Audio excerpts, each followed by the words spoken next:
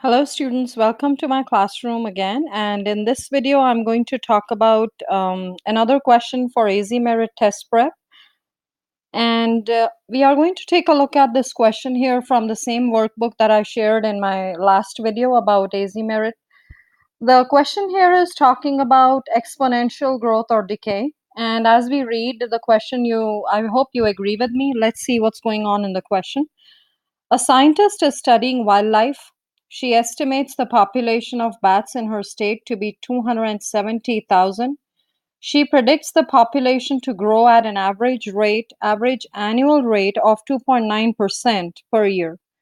Using the scientist's prediction, create an equation that models the population of bats Y after X years. So the time is X years. And the question I've picked again is from the AZMerit sample test workbook that I prepared. But all the questions that I took for this workbook are not created by me.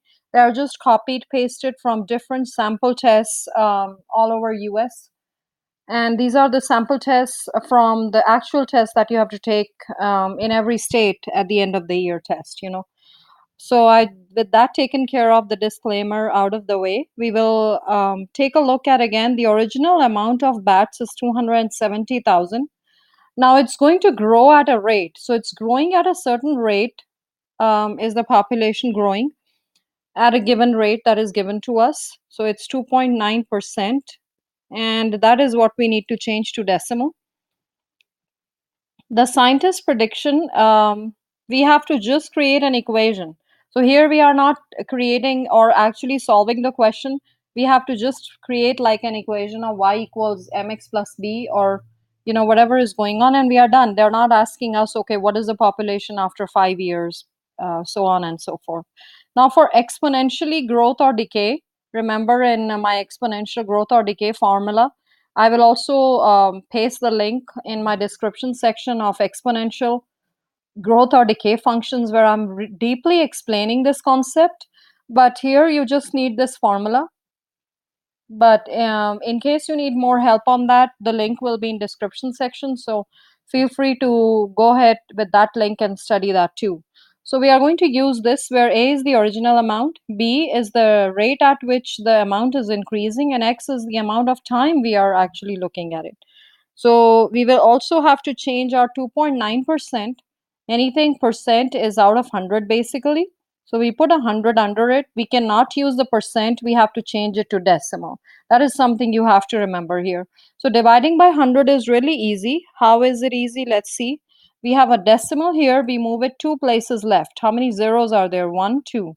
So 1 and 2. Now we don't have a number here. What to do? We just put a 0.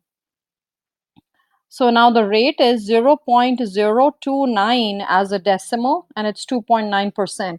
It's actually like taking, 2 cents. Pretty much 2 or 3 cents is what you're looking at out of 100, is what it means if you think about it as money. All right, so the equation will be y equals, we just have to write the equation and we'll be done with the question. That's how easy it is.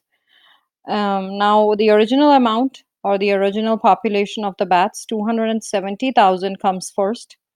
Next you have B. What is B? The rate. What is our rate? It will be, now whenever it's a growth, remember it is actually growing by the original amount. So in that video, the explanation video, I'm sharing with you that why we have to add 1 to the growth amount. So it will be 1.029. I would like to repeat myself again, because it's a growth question. You will always take it as 1 point something, because you have your original population as 1 and it's increasing by 0.029 every time, or 2.9%. So that's the reason you keep it that like that. And on the top of it is X. Now let us say there's a part B of the same question, and they're asking you what is the population after 3 years. So you don't have to do much on questions like that. In place of X, you just plug in 3 and put everything in your calculator as it is, and it should give you the answer if you're typing in everything. Another important thing I would like to explain here is, because I've seen students get confused, they times these two first. And that's a big mistake. Why? Because in mathematics, we always use the order PEMDAS, So parentheses will have to be done first and exponent. So you'll have to take care of this part first, and then you'll take care of the part of multiplying with this number. So just saying in case you see a question like that. Again, this was a pretty easy question, not a lot going on this one. But remember, you have to know this formula in order to be able to apply this. And this formula, excuse me, will not be provided on the test. So you have to actually know the formula to be able to apply it. Again, remember, for growth questions, you have to add 1 plus the amount of rate that you have. Um, all right, I think I made sense of what I was saying. And again, I thank you for all your support for the video and the channel. In my accent, if you're able to understand it, I truly appreciate it. And I'll see you in my next video. Have a good one. Bye.